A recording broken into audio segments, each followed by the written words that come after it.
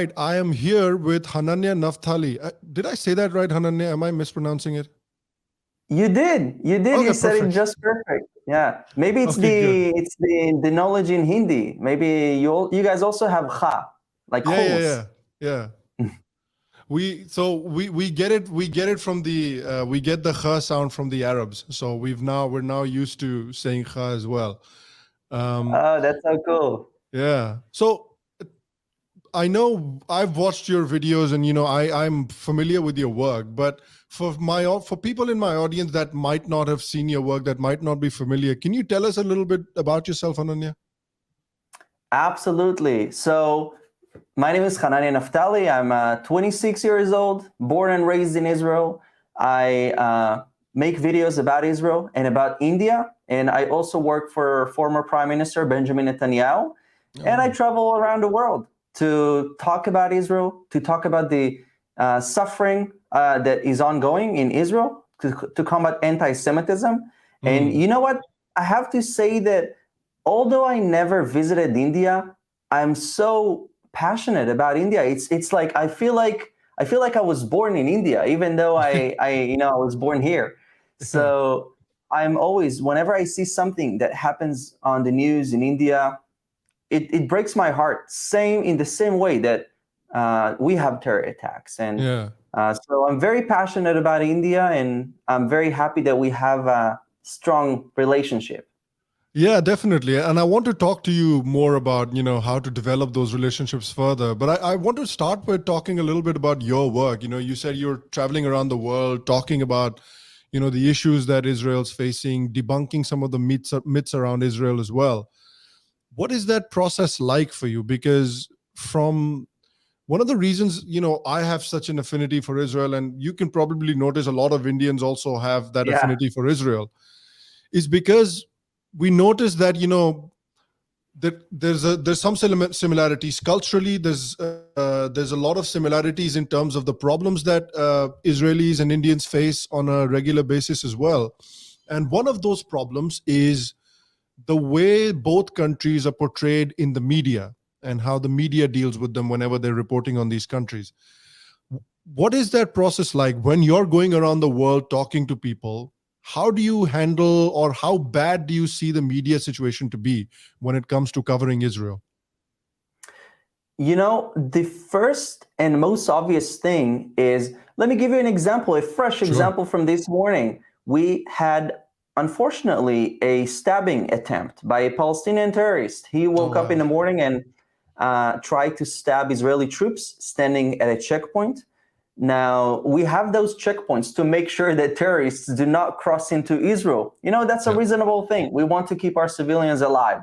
So this was on camera. The terrorist ran, marched, charged with a knife towards our troops, and he was eliminated on spot.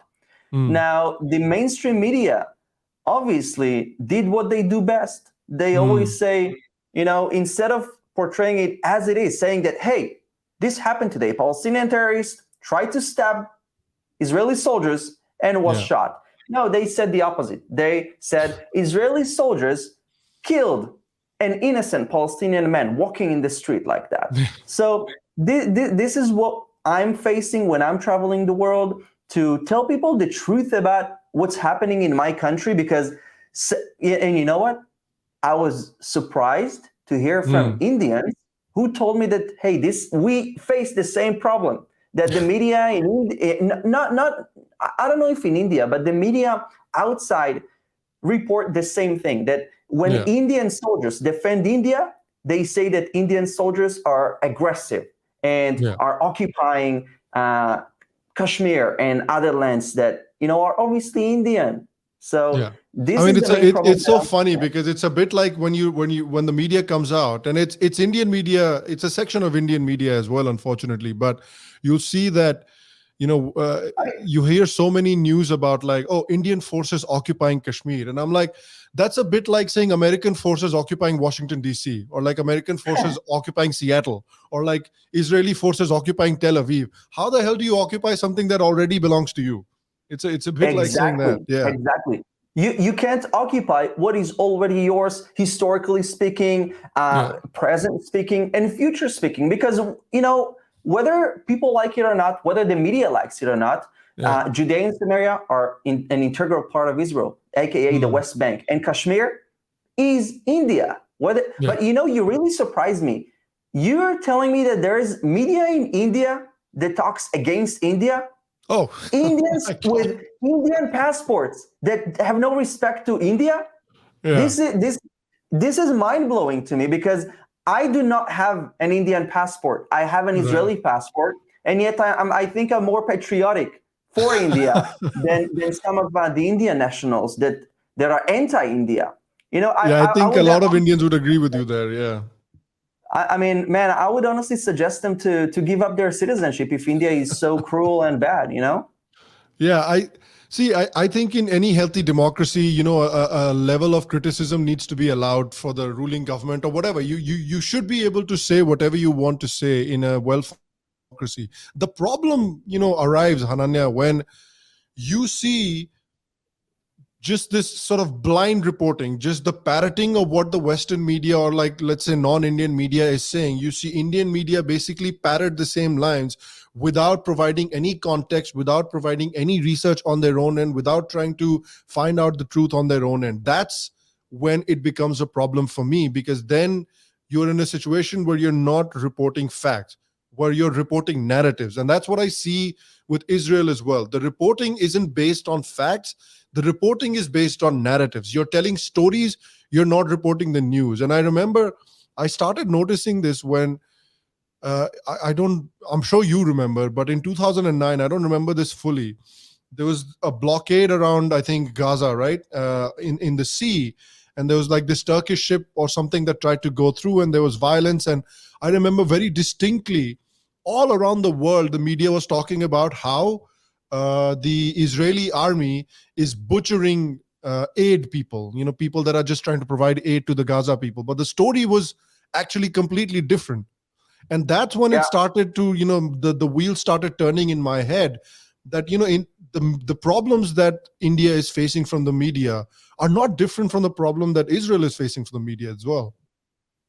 Just like you said, it's a traveling narrative, and people with radical ideologies didn't have no borders. It's an idea. It's a traveling ideology without a border. That's why I say that the terrorism that we Israelis are facing against, it's the same terrorism that Indians are facing against. It's same ideology. It has no borders. And I agree with you. I think that criticism is a healthy thing in every democracy. But I would distinguish between criticism and calling for, first of all, distorting facts, but also, let me give you an example. We just yesterday had an anti-Israel protest in the Tel Aviv University. Tel Aviv is a very vibrant city. Now, do I like the protest? No, I hate it. But this is democracy. They can protest and they can go back to sleep. But I have my opinion on it. That if it's so bad for them, then go somewhere else. Move out of the country. But I absolutely agree with you that I think that the Indian nation is a brave nation that is facing these battle after battle, and you guys stand strong, and I admire that. Yeah, the problem that happens as a result of this kind of reporting about countries is it does have real world effects as well. The narrative that was spread about Israel. I remember the last year, I think, or maybe it was 2020, when the violence between Israel and Gaza broke out. The way the media reported on it, I think it had real world consequences, because I remember very distinctly there was the media called it protests. It was a mob, really, in London that were going through the city of London, a developed Western city, and they were chanting, crazy anti-Semitic slogans. They were talking about, river to the sea, Palestine will be free. Everybody knows what that means. There was another video where there was a mob in like a caravan of cars that were driving through an area where a few Jewish families were living, and they were chanting those same slogans. And then the Jewish families were telling the media that we're feeling unsafe in a country like Britain. We're genuinely feeling unsafe here. You had the same situation in France as well, where I think, according to certain reports, a number of Jewish families have left France for Israel. And so that kind of reporting has real world consequences. We're seeing those consequences with Indians in Canada, the way reporting is done about India. We're seeing that in places like California, where, Indians are being, abused and demonized in such a way. So you're right, that kind of reporting, it has real world consequences at the end of the day. Yeah, I agree with you. And also, one note about these anti-Israel protests that were going through London, Berlin, and all these Dublin. These chants, free Palestine, from the river to the sea, Palestine will be free. You don't need to be genius to actually think about it for a second, because what river? It's the Jordan River. It's the very east side of Israel. The sea, Mediterranean Sea, the very west side of Israel. Israel sits exactly in between the river and the sea. So when they chant free Palestine, they chant kill all the Jews, destroy the Jewish state. And what's funny is to see liberal people chanting that. And do you remember? Sorry to cut across you there, Hananya, but do you remember that there's an American politician, Rashida Tlaib, and a few months ago she was trying to promote this book. And she was holding the book, and in the photograph, she was wearing a T-shirt that basically had the map of Israel, Gaza, West Bank, but there was no Israel in there. The whole map was turned into basically Palestine. And this is a mainstream politician in a country like the United States that is wearing a T-shirt that basically wants to wipe Israel off the map. Yeah, and I have to say that it's really a worrying trend to see the rise in anti-Semitism. And also, because it's very clear that these Palestinians do not want peace with Israel. They want peace without Israel. And they don't want a state next to Israel. They want a state on the top of Israel. And I believe that India is facing the same problems, because we are still, we have the little terrorists, but India is actually facing bigger threats coming from China and from Pakistan. And that they may try and bite one piece of India, but you think that they're going to stop there? Really? I mean, if they bite one little small piece of India and Indians agree to that, they're not going to stop there. So I think that both Israelis and Indians really understand that if we don't defend ourselves and if we don't stand up, doesn't matter what the media is saying, we're not going to have a country, and nobody is going to defend us but ourselves. And also, sorry for the long answer, but one go ahead. Quick note about Gaza. We were talking about Gaza that is under blockade and the biggest open prison. It's funny because they never mentioned that Gaza actually shares the border with Egypt. And what about Egypt? Israel sends every day tons of humanitarian aid into the Gaza Strip.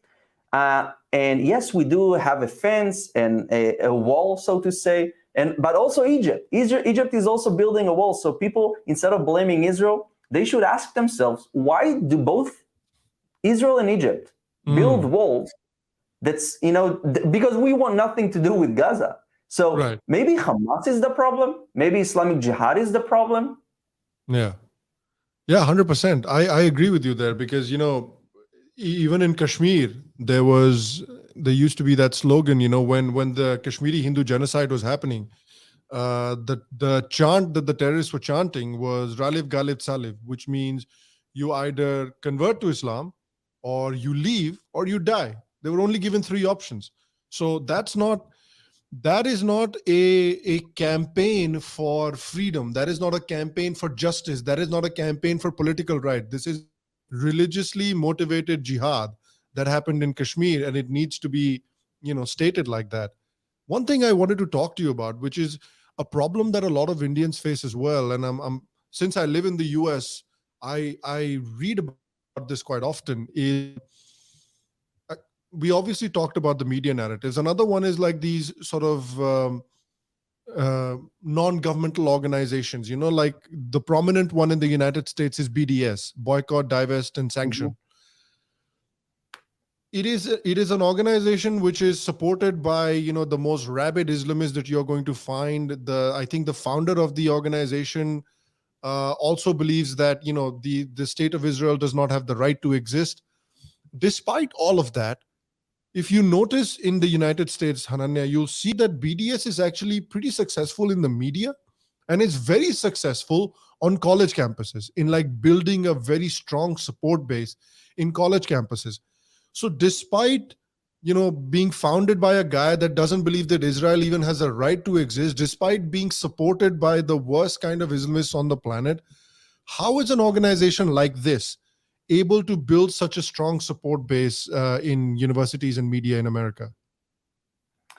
I think, Sham, that they are taking advantage of the misinformation that is being spread, that they help create it and spread it. And also they take advantage of young youth that have little knowledge about what's happening in Israel and in the Middle East. It's people that just finished high school, are going to college, pretty much, don't know where Israel is even on the map.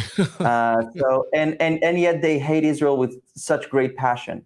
Yeah. My answer to these people is, first of all, if you hear all these bad stuff about Israel, come to Israel.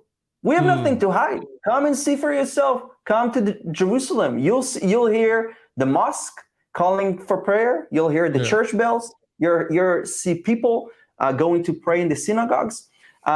This is the reality. But I think that BDS has managed to infiltrate into colleges, college campuses, and even the Congress, because it's very easy to portray the Palestinians as the underdog, the weak people, and Israel as a strong nation, which is very true. Israel is a very strong nation, and the Palestinians are weak, but they're not victims. And I have to agree, Palestinians are victims, but they are victims of their own leaders. They're corrupt leaders that, I spoke to a friend from the Emirates, and they shared with me an interesting fact. They told me that the UAE donated a few billions of dollars to the Palestinian Authority. And then they told me how much the Dubai metro system cost. It also was a few billions, but half of the amount that they gave to the Palestinians. And I'm asking, where is the Palestinian metro? Why, with all the billions that they're getting, where is the metro? Where are the skyscrapers? We do not, we don't take their, it's their money. Yeah. Could it be that their own leaders abuse the money and put it in their Swiss bank accounts?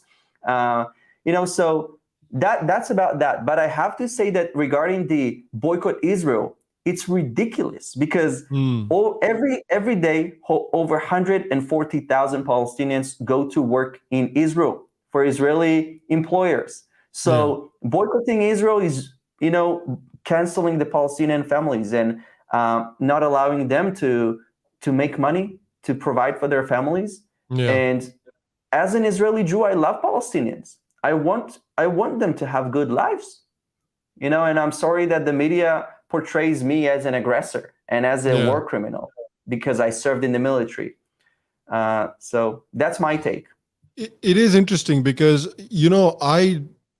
I get the feeling that for the people that fall for, let's say, BDS propaganda or let's say, the media narratives, I have noticed that a lot of them don't even know that there are Arabs, Muslim Arabs that live in Israel, that participate in Israeli life, in Israeli culture, in Israeli politics. They don't even know that there are Israeli lawmakers that are Arab Muslims. I don't think people even know that. And you see the similar thing when you hear about India, you only hear, Muslims are being oppressed. All right, this fascist government is trying to ethnically cleanse Muslims. But they don't know that Muslims are well represented in basically every walk of Indian life. Whether it's bloody politics, whether it's army, whether it's, business. You look at Bollywood. I remember I watched your Kashmir Files video and you said your favorite actor is Shah Rukh Khan. That guy is an Indian Muslim, and millions upon millions upon millions of Hindus love Shah Rukh Khan. They don't want to kill Shah Rukh Khan. They don't want to throw Shah Rukh Khan in the Arabian Sea. So I just think there is such a lack of even basic knowledge about these two countries in the people that fall for this kind of propaganda, that I think then these kinds of propaganda organizations, it becomes very easy for these people to indoctrinate them. Yeah, and unfortunately, many of these people behind it are radical Islamists that ruin the image of Muslims, because, like you said, 21% of Israel's population is Arab. The majority of them are Muslims. In India, around 14% they are Muslim. So and obviously, when we talk about like percentage, India is a country of what? You said 1.4 billion. So when we say 14%, it's millions.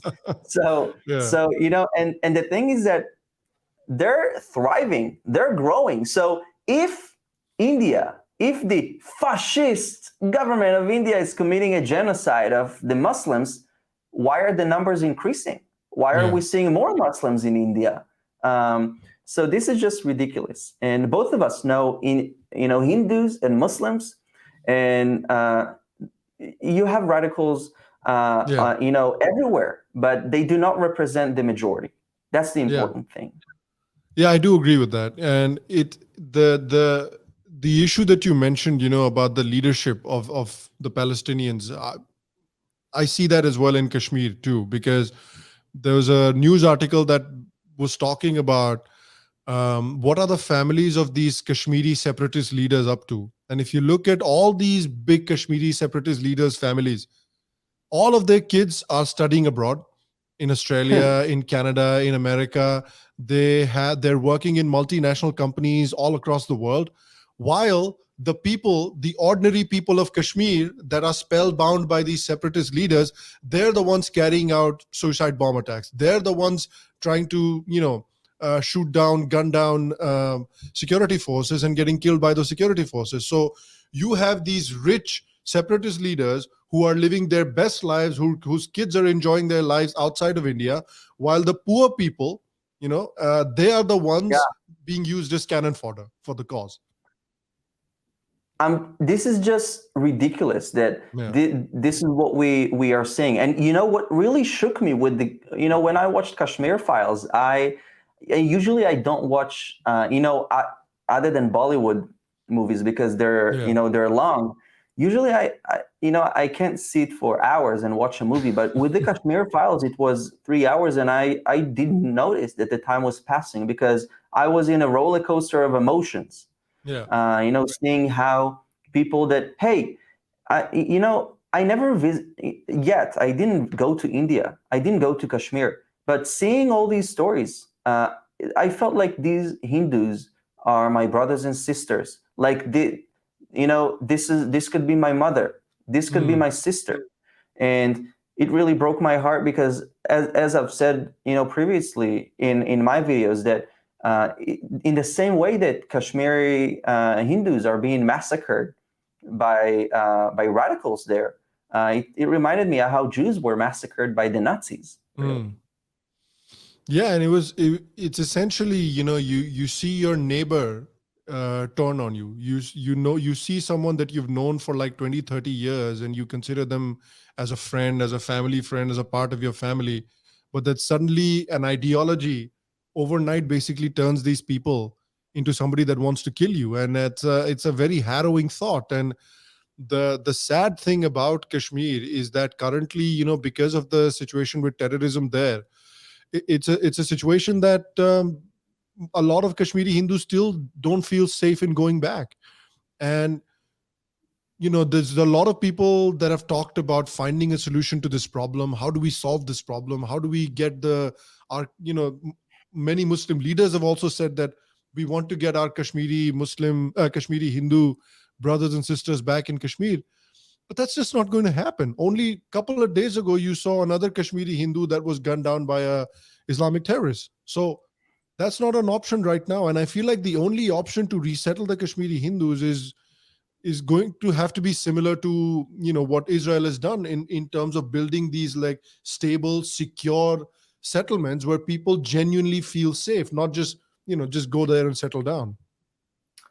Absolutely. And I am sure that obviously when the Hindus were kicked out of Kashmir and they had the exodus, so these radicals, they took over their homes, they took over their property. And when these people, the rightful owners, want to return home, I'm sure that the media would film it and would say, oh, aggressive Hindus are taking over homes of poor people that just few years back gunned them down, massacred them, and chanted these slogans that you yourself said. And we in Israel, we also had it last year during we had the Guardian of Walls operation in Gaza, and you had radical Muslim Arabs who live in mixed cities here in Israel. They turned on their neighbors and they told the radicals, just, I had flashbacks because it just reminded me, with the Kashmir Files, that they were pointing, they said, hey, I have a Jewish neighbor that lives there. And they went up, knocked on their doors. They tried to burn the apartments and lynching people. So, it's like what I'm telling you, it's like what's happening in Kashmir also. Yeah. And people don't care about it. This is what like really makes me angry, that the world is not talking about it enough. Yeah. What do you think? Do you think the world doesn't talk about issues like this? What happened in Kashmir and what's the situation with Israel currently? They don't portray it accurately. Do you think it's because A, they just don't have enough knowledge about it, or do you think B is that there's some sort of bias, there's some sort of agenda? I know what the answer is for India, but what do you think the answer is for Israel? I would say B, because first of all, this is probably the correct answer for India as well, that there is some sort of bias against India. And we all know that India and Israel, they share same similarities, same mission, and same problems, but also same advantages. So I think that yes, there is some sort of bias that I have also came to realize this, because I met with several politicians around the world, and I would tell them the truth, the story of Israel, and they understood it. They perfectly knew the truth, and yet they spoke against my country, because they know that speaking against Israel, in the same way speaking against India and siding with the radicals, gives them ratings, and the liberals love it, and it gives you points. Yeah. So this is Yeah, go ahead. Sorry. No, I was just saying that this is really the reality that's undergoing over there. That I was also shocked, because my friend Vivek, who also introduced me to the Kashmir Files, I felt a big honor that he sent out a tweet and tweeted at me saying, "Hey, Hananya, your video, the Kashmir Files, it's coming to Israel. You can watch it." So I was one of the first ones to go and watch it, together with other Israelis. And so I have to say that the Kashmir Files, it's really, I would say, the most important movie of the century, of the decade. Sorry, because people need to hear about this. It's the genocide least spoken about. Yeah. 100%. What was the reaction of the other Israelis that you watched the film with? What did they have to say about it? I heard in the back people. I was in the front, so I heard people behind me talking, and some guy said to his wife, saying, in the last scene. I don't know if we want to give spoilers to people that didn't watch it, but in the last scene. Yeah, if I just want to say, if you haven't watched it, any of my audience member haven't watched it, shame on you. You should have already watched it. The movie's been out for a month. So yeah, we're going to give some spoilers.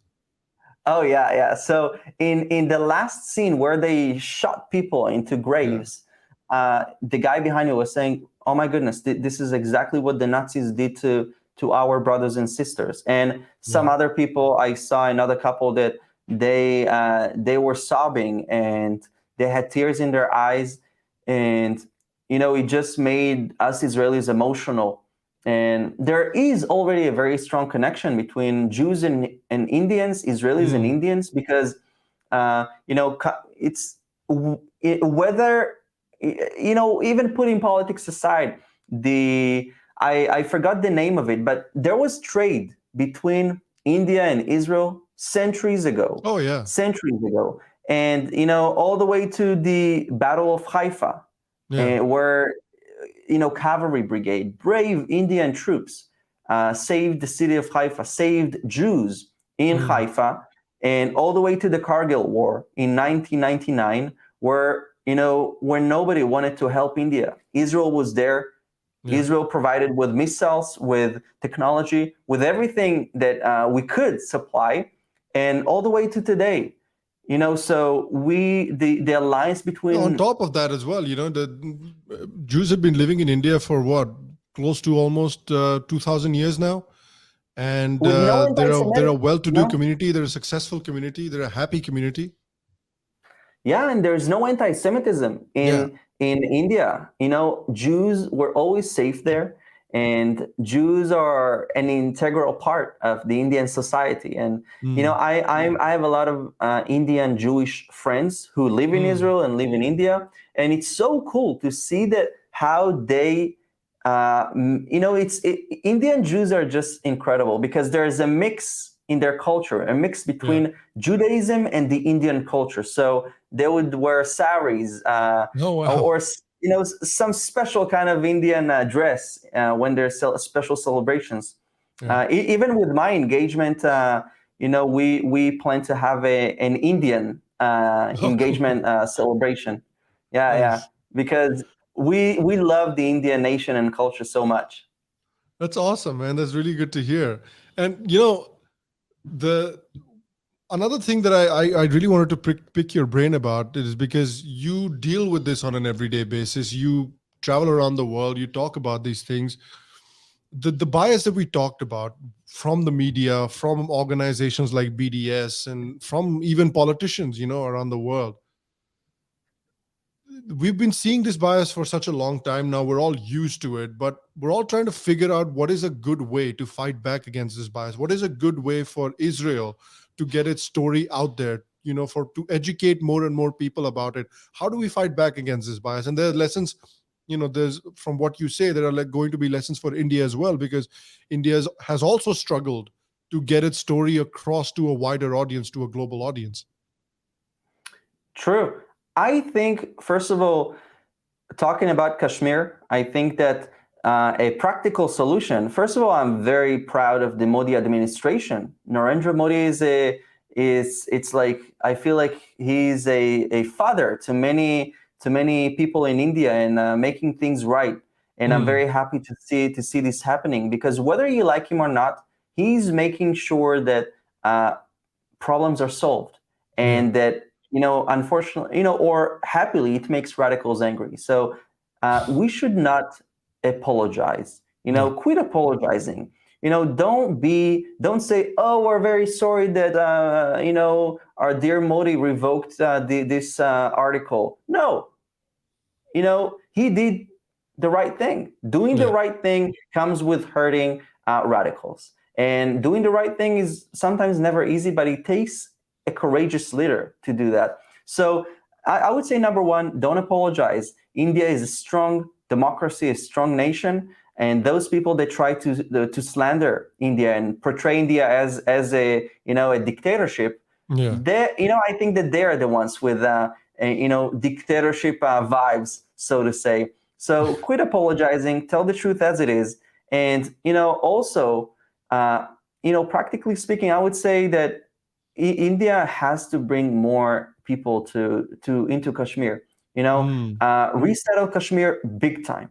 Leave these radicals no option but to and actually, I think that kicking these radicals out, this is an essential mission of the decade, because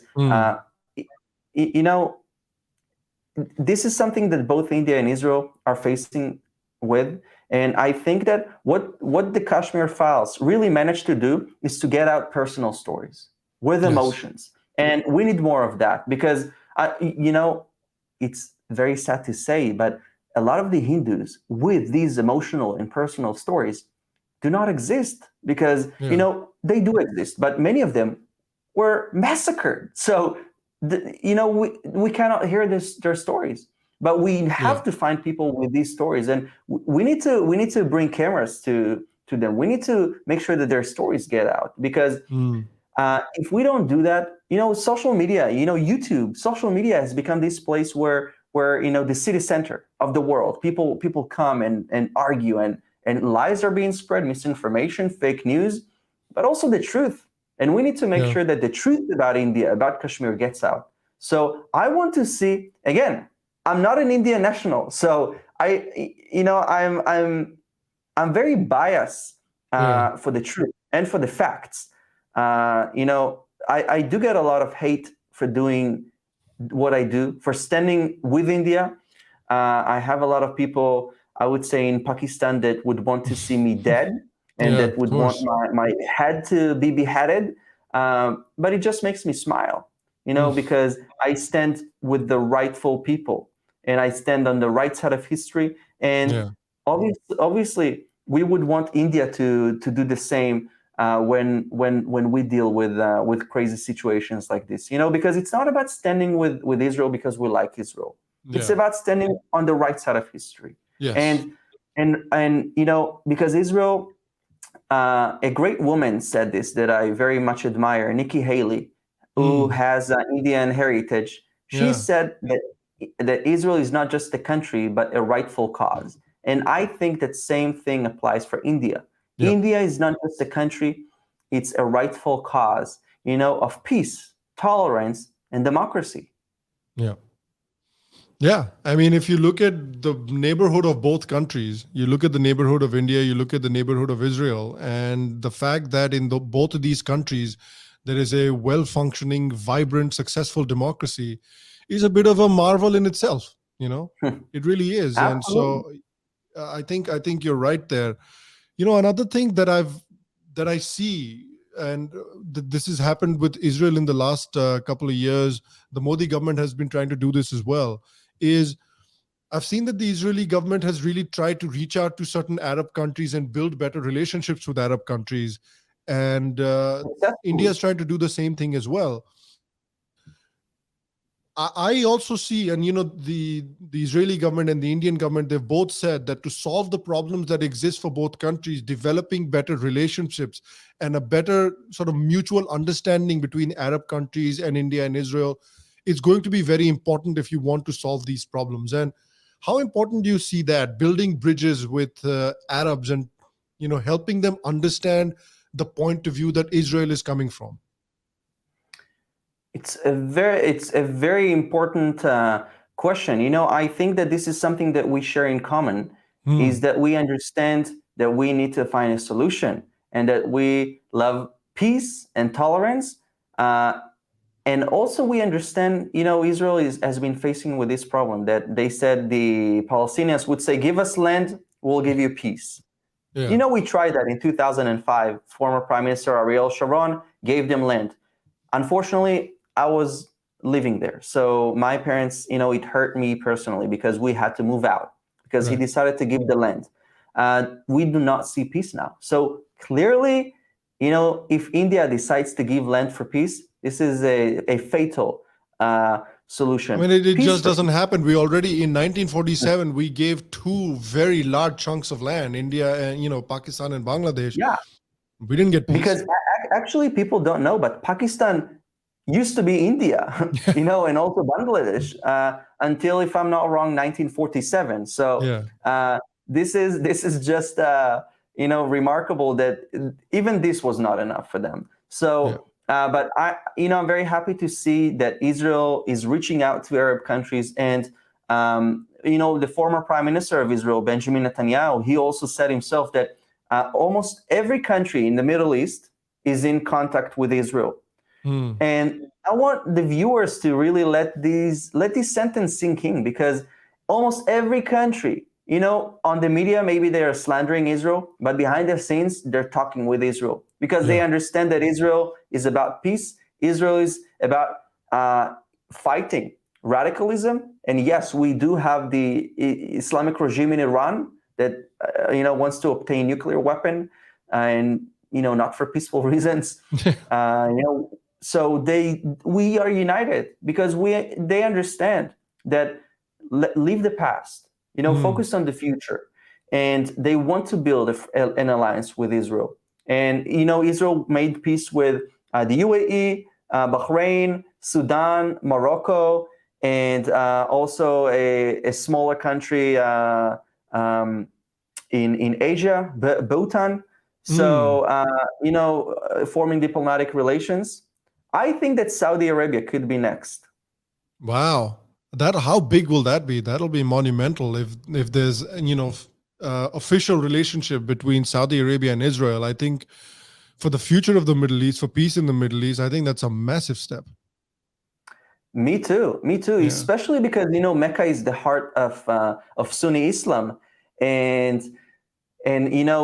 making that happen is obviously not easy. It requires faith, but let me just give you a quick example, because the media is always going against Israel in regards to the Temple Mount. They went against us, saying that how dare you put metal detectors at the entrance to the Temple Mount. Yeah. Now when I want to enter any holy site, I go through metal detectors. When be it the Western Wall in Israel as a Jew, or when I visited Abu Dhabi and I went to Sheikh Zayed Mosque in Abu Dhabi, we went through metal detectors. So it just shows you the contrast. On one side, you have Arabs in the Middle East that understand that Israel is not the problem and they want a solution. And on the other side, you have radical Arabs, Palestinians, that don't want peace. They just want another excuse to inflame the conflict. And the reason for that is because the Palestinian leaders benefit from the conflict. Ending the conflict means an end to the funds that they're getting, to the millions that they're getting. And, because forging peace means an end to their corruption. They will no longer get billions of dollars from the EU, from the UN, and they're already abusing it. They're paying terrorists. I don't know if they do the same in Kashmir. They pay markers, but if they do, so I mean, exactly the same problem. It's exactly the same situation. I told you about the leadership of the Kashmiri Separatists, right? Their kids are having the time of their life. They're living like incredible, amazing lives, Australia, Canada, and things like that. Whereas it's the poor Kashmiris that are being used as cannon fodder. No, you go and commit terror. You go and kill the infidels for Islam, and my kids will go to Australia to study. Because they don't care for these people. They want to sacrifice them just for the sake of power, for the sake of money.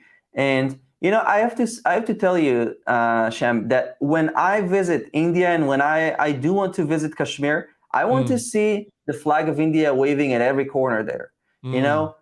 Principally speaking, because if people burn the flag of India and if people break the bones of Indian nationals, we should fly the flags of India in every corner, in every possible corner, to show them that Hindus are not going anywhere.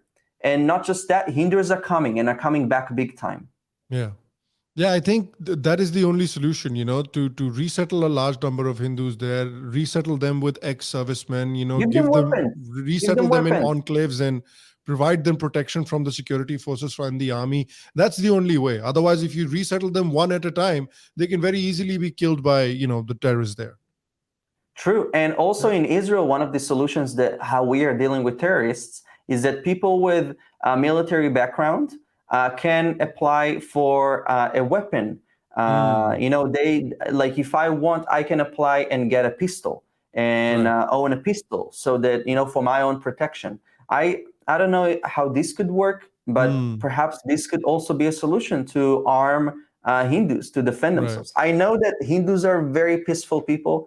They love tolerance, and they wouldn't feel normal to them to hold a pistol. But if you want to defend your future, sometimes you have to hold a weapon.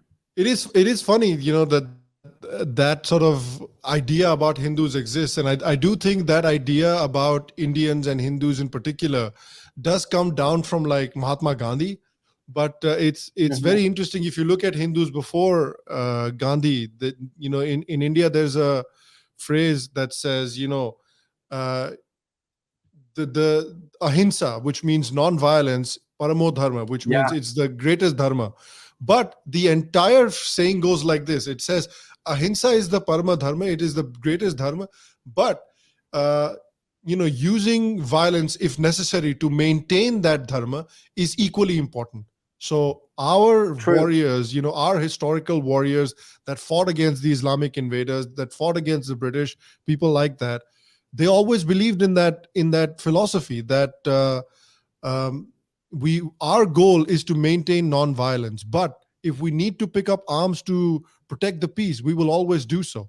So India has historically had a very strong sort of martial history. It's only sort of after Gandhiji that that idea that we don't like weapons, or we're opposed to violence completely in all situations, that sort of came out. But you're right. You're 100% right. I mean, a drastic measure does need to be taken to solve the situation in Kashmir. Half measures is not going to fix it. Exactly, Yeah. exactly. And look, Gandhi uh, was a great leader for the given time, Yeah. but you know, I feel exactly like you said that holding a weapon does not mean that you are violent. Yes. But we have this saying actually in Hebrew that when the Golda Meir, the first female prime minister in Israel and the third worldwide, if I'm not wrong, she said that if the Arabs will lay down their weapons, there will be peace. But if Israel lays down Yes. her weapon, there will be no Israel. So sometimes holding a weapon, it's not for violence, but it's for existing. Yes. Because you want to defend yourself. You do not want to, practice violence or practice aggression. But in the same thing that reads in the Bible, an eye for an eye, and those that live by the sword shall die by the sword. Yeah. It's not for us to decide, but recently we had this terrorist attack, and how surprising. But the terrorist was eliminated. He Right. was eliminated. He tried to break into a house. And I think that Kashmiris could really relate to this story. Yeah. The guy saved his family because he had a pistol. He Mm. shot the Palestinian terrorist. And when he was interviewed on the media, he said, "Look, a terrorist came to my front yard, tried to break in, and I just organized him. I set a date for him with 72 virgins in their heaven or whatever that is." But Yeah. so yeah, this is my take on this. I think that I do not hate Muslims. I do not hate Palestinians. I do not Yeah. hate Arabs. I love them. I love them. I hate radicals. I have no respect for radicals, and I have no tolerance for radicals. Yeah. And I think that Indians need to adopt this thinking as well. That you cannot make peace with radicals. Yeah. You know. Yeah, 100%. And very finally, before I let you go, Hananya, I wanted to ask, you've developed an Indian fan base. You've said that you felt the love from Indian people as well. How do you think, because these are two countries, is India and Israel are two countries, two civilizations that are very old, that have a very long history, that have existed for such a long time. They've had, trade relations, cultural connections in the past as well. And in this century, in this time, how do you think that the two countries and the two people can develop better connections? Because we certainly see that on a political front. On the political front, it does seem like the government of Israel Mhm. and the government of India are very eager to develop closer and stronger relations. How do you think we can do that on a cultural and more people to people level? That's an amazing question. First of all, I'm gonna read all the comments. I'm going to read as many comments as I can Right. once this video is published, because I do want to see what kind of ideas do the Indians have. Mm. But in my opinion, I think that first of all, on our end, I think Israel should work to to make it very easy on Indian nationals to come to Israel. I don't know if they're required with visa, but make it easy as possible.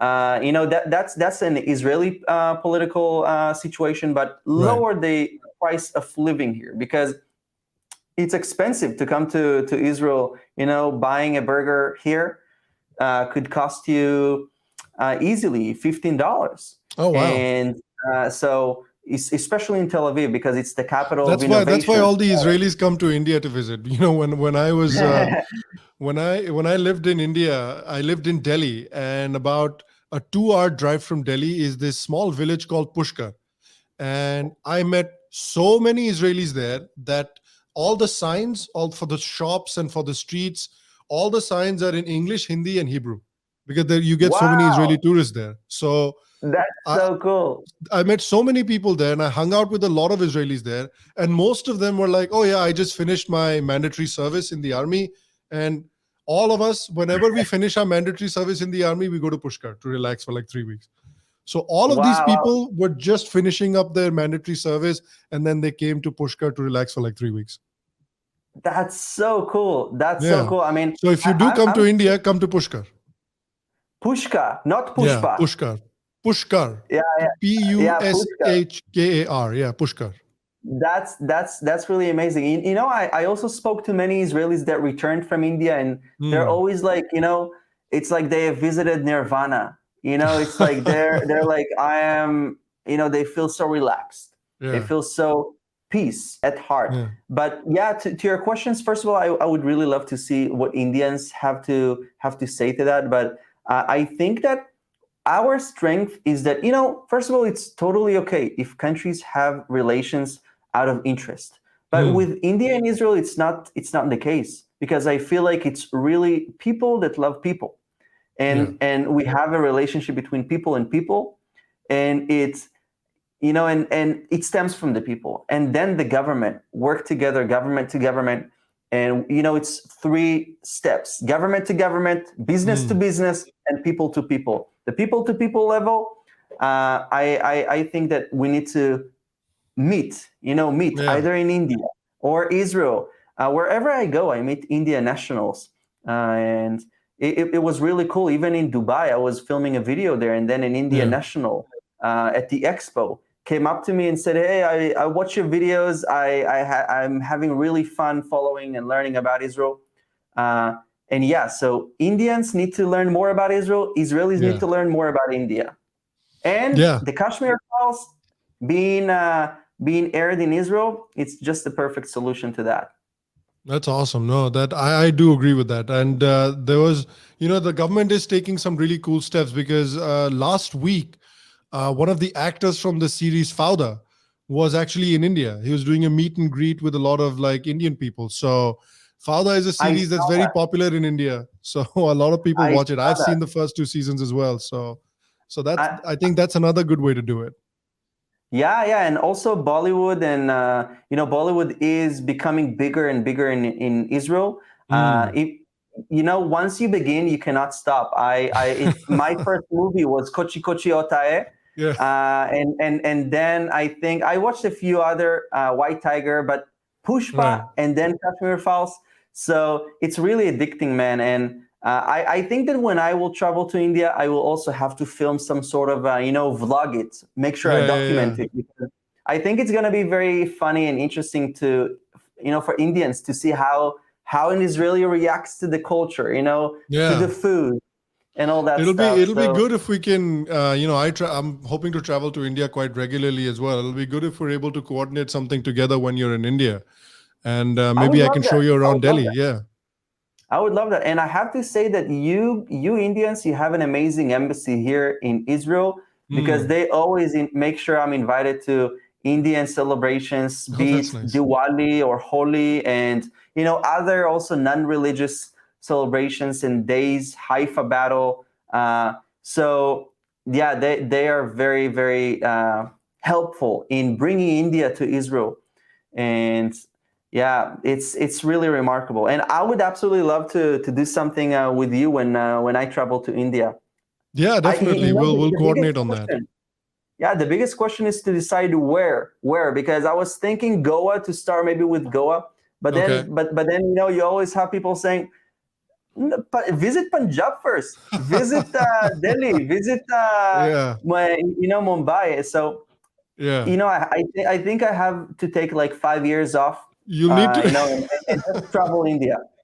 Yeah, you'll need to take multiple trips. It's impossible to do India in just one trip. So one trip maybe Yeah, could be, you could go see Goa, Mumbai, places like that. And you could do maybe Goa, Mumbai, Delhi. In another trip, yeah. you could go to the mountains, which is my favorite part of the country. The mountains in Oh, India I are love beautiful. mountains. Yeah. Nature is. I grew up in the Galilee, so it's like Hmm. our nature. So, Yeah. you know, it's the countryside. So I love the nature. The nature, like, you know, brings me energy to my soul. That's exactly how I feel in the Himalayas. When I go up into the mountains, like I used to go a lot to Mussoorie. Mussoorie is this Wow. small mountain town in India, in the Himalayas. And I used to travel to Mussoorie very often. And I loved Mussoorie. It's just a little small mountain town.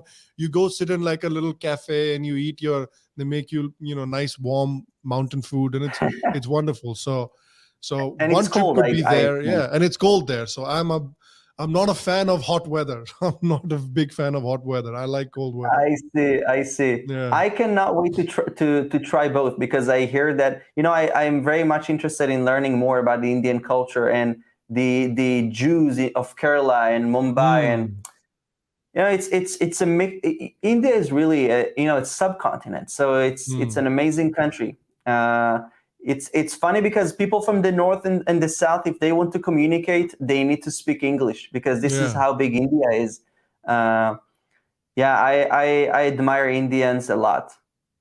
No, that's awesome, man. The admiration is obviously mutual, as I'm sure you get from the comments that you get from Indians on your videos and stuff as well. And I've been enjoying your work for a while, and I hope that the communication that we've started can continue in the future, and we can do chats and podcasts like this in the future as well.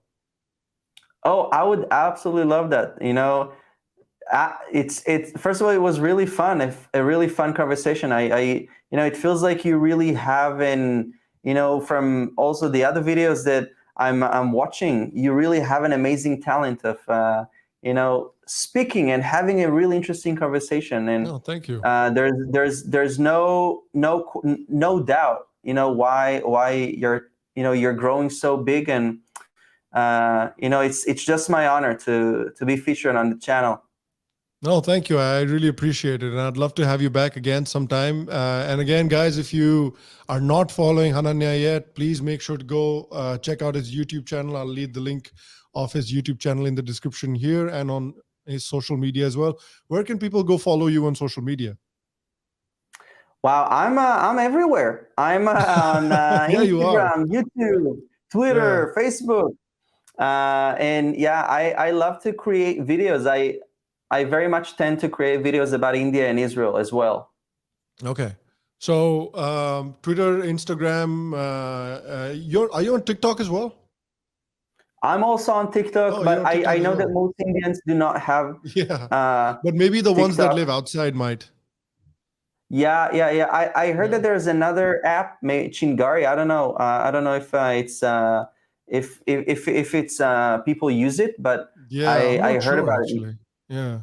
Yeah, I have to look into that. But yeah, I'm just like you. Just like you, I'm seeing the icons here. You know, Facebook, Instagram, YouTube.